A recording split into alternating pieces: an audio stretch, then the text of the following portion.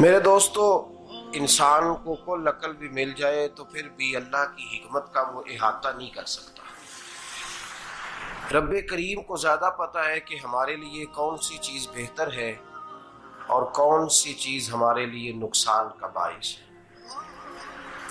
اللہ تبارک و تعالی کی حکمت یہ چاہتی ہے کہ میرے بندے پریشان نہ ہوں۔ رب یہ چاہتا ہے کہ میرے بندے کسی جگہ پہ بھی دقت اور پریشانی کا شکار نہ ہو، تو اللہ تبارک و تعالی نے راہ اعتدال اختیار کرنے کا حکم ارشاد فرمایا کہ تم اعتدال کے رستوں پہ چلو، معتدل زندگی گزارو، افراط و تفریط سے بچو۔ آج جس معاشرے میں ہم وقت گزار رہے ہیں، اس معاشرے میں ہم اس بات کو سمجھنے سے قاصر ہیں کہ اصل ہمارا مسئلہ کیا ہے۔ ہمارا اصل جو مسئلہ ہے اس کی شناخت ہمیں کیسے ہوگی اور ہم پھر اس تک رسائی کس انداز میں حاصل کر پائیں۔ ہم ہمیشہ اپنی آمدن بڑھانے کے چکر میں رہتے ہیں، ایک کام اور شروع کر لیں، پارٹ ٹائم جاب شروع کر لیں، کوئی سائیڈ بزنس اس کا آغاز کر لیں۔ ہماری جو دوڑ لگی ہوئی ہے وہ لگی ہے کام بڑھانے میں، آمدن بڑھانے میں، حالانکہ اسلام ہمیں یہ کہتا ہے کہ تو آمدن بڑھانے کے چکر میں نہ پڑ، اصل بات یہ ہے کہ تو اپنے خرچے کنٹرول کر۔ تنگ انسان وہ نہیں ہوتا جس کی آمدن تھوڑی ہوتی ہے، یہ توجہ کیجیے گا میری بات، یہ قیمتی بات ہے اور گفتگو ساری کا لب لباب ہے۔ تنگ بندہ وہ نہیں ہوتا جس کی آمدن تھوڑی ہوتی ہے، اصل پریشان وہ ہوتا ہے جس کے خرچے زیادہ ہوتے ہیں۔ اور ہمارا جو روزمرہ کا نقصان ہو رہا ہے نا، وہ آمدن کے معاملات میں نہیں ہو رہا۔ بنیادی نقص جو واقعہ ہو رہا ہے وہ یہ ہے کہ ہمارے اخراجات زیادہ ہیں، اور وہ اخراجات کسی اور نے نہیں بڑھائے، وہ خرچے ہم نے خود بڑھا لیے ہیں اور اب ہمیں اس کا نقصان بھگتنا پڑ رہا ہے۔ اور اگر آپ صحیح معنوں میں ٹٹولیں تو جو بہت امیر لوگ ہیں وہ تو ان خرچوں سے بچ گئے۔ میں نے بہت سارے ایسے ختمات میں شرکت کی ہے، میں بہت ساری ایسی جگہوں پہ گیا ہوں کہ جہاں لوگوں نے بڑا مختصر سا ختم دلایا ہے تو ہو گیا ہے ختم۔ ختم کے معاملے میں کب کسی نے پابندی لگائی ہے کہ اس میں 200 آدمی شریک ہوگا تو تب یہ سال ثواب صحیح ہو سکے گا؟ کون کہتا ہے؟ یا شادی کے موقع پر اگر سارے بہن بھائیوں کو نہ بلایا گیا تو میری شادی پایہ تکمیل تک نہیں پہنچے گی، اس میں برکت نہیں ہوگی، یہ کس نے فتویٰ دیا ہے؟ معتدل زندگی کا اسلام حکم دیتا ہے۔ میں پڑھ رہا تھا کہ ایک بہت بڑا صدر ہے، غالباً سوڈان کے صدر کی بات ہو رہی تھی، تو اپنے بیٹے کی بارات لے کے گیا تو 4 لوگ گئے ہیں بارات، اور 15 لوگوں کا اس نے اہتمام کیا اپنے گھر میں کھانا کھانے کا۔ تو کیا شادی ہو گئی کہ رک گئی؟ تو بھائی راگ الاپنا اس بات کا کہ بڑی پریشانی ہے، کوئی سائیڈ بزنس شروع کیا جائے فلان جگہ فلان جگہ فلان جگہ، تو اصل معاملہ یہ ہے کہ پہلے ایک بندہ کماتا ہے تو پھر بھی گھر ہی چلتا ہے، پھر بڑا بیٹا ساتھ شامل ہوتا ہے تو پھر بھی گھر ہی چلتا ہے، پھر منجلا بیٹا شامل ہوتا ہے تو پھر بھی گھر ہی چلتا ہے۔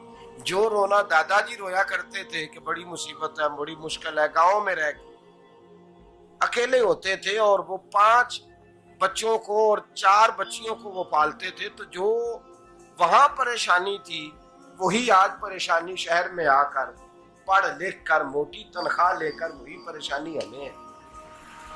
تو میں جس نتیجے پہ پہنچا ہوں اس کو پڑھ کے، قرآن مجید کی چند آیات کو دیکھ کر اور اس مفہوم کی جو حدیثیں کتب احادیث میں پائی جاتی ہیں اور ہمارے بزرگوں نے ہمیں جو مزاج اس حوالے سے دیا ہے، میں اس نتیجے پہ پہنچا ہوں کہ مسئلہ آمدن کا نہیں، مسئلہ خرچے کا ہے۔ ہمارے خرچے بنیادی طور پر زیادہ، اور اگر پھر ہم زیادہ بوجھ خواتین پہ ڈالتے ہیں کہ وہ مطالبے زیادہ کرتی ہیں، اور اگر آپ مجھ سے پوچھیں تو خواتین کی بھی اگر کسی جگہ کوئی عادت خراب ہوتی ہے تو اس میں اصل کردار اس کا ہوتا ہے جو وہ عادت خراب تو کیوں اپنے گلے سے اتار کے آپ کسی کے گلے میں بات ڈالنے کے چکر میں ہیں؟ وہ خواتین کی طبیعت نہیں ایسی ہے. اصل بات یہ ہے کہ ہم نے عادت ڈالی ہے، ہم نے یہ مزاج ان کو دیا ہے تو ان کا بنا ہے، نہ کیسے بن سکتا. تو اعتدال جب تک زندگی میں نہیں ہوتا، پانی پیاس بجھاتا ہے لیکن ایک گلاس ہی ہو تو پیاس بجھاتا ہے، بالٹی کو منہ کو لگائے گا تو کپڑے بھگو دے گا اس کے. حالانکہ پانی بری چیز کا نام نعمت ہے نا بہت بڑی اللہ کی، لیکن پیالے میں ہی اچھا لگتا ہے. کوئی مٹکا منہ کو لگائے گا تو تانگ ہوگا، پیالہ ہی بہتر ہے اس کے لیے. تو میرے دوست، مٹکے سے بھی بعض اوقات کام چل جاتا ہے، لیکن اگر کوئی کہے نہیں مجھے دریا ہی چاہیے تو اس کا تو گھر بہ جائے گا، سارا گھر بہ جائے گا اس کا. ہمیں دریا قابو کرنے کا موڈ بنایا ہوا ہے تو اس سے گھر بہا کرتے ہیں، اس سے گھر بنا نہیں کرتے. گھر پیالے سے پانی پینے سے بنتا ہے. اگر تو دریا پہ قبضہ کرنے کا موڈ بنائے گا تو گھر بنے گا نہیں، گھر بہ جائے گا. آگ نہ ہو تو کھانا پک نہیں سکتا، لیکن ہلکی آنچ سے کھانا پکتا ہے. اور اگر آنچ تیز کر دی جائے تو جی قرینے قیاس بات کر رہا ہوں، میں عقل سے ماورا نہیں کر رہا. قرینے قیاس سمجھانے کے لیے مثالیں دے رہا ہوں. ہلکی آنچ پہ کھانا پک جاتا ہے اور آگ تیز ہو تو کھانا جل جاتا ہے. تو کھانا اتنی دیر کھانے کے قابل رہتا ہے جب تک وہ ہلکی آنچ پہ پکتا ہے. تو جتنی مرضی تو کہتا ہے نہیں میرا گزارے نہیں، آگ تیز ہونی چاہیے، تو میاں جل جائے گا، جل جائے گا. ہوا نہ ملے تو سانس نہیں آتی، ٹھیک ہے؟ آکسیجن نہ ہو تو سانس ہے، ہوا نہ چلے تو گزارا نہیں ہوتا. لیکن اگر تیز جلے نا، اگر تیز جلے تو تیز چلے تو آندھی اور طوفان بن جائے تو چھتیں گرا دیتی ہے، جانیں لے لیتی ہے. ہم ہیں طوفان کے چکر میں، ہم ہیں دریا کے چکر میں، ہم ہیں بڑے لاؤ کے چکر میں. تو میاں ہلکی آنچ ہی اچھی ہے، یاد رکھ.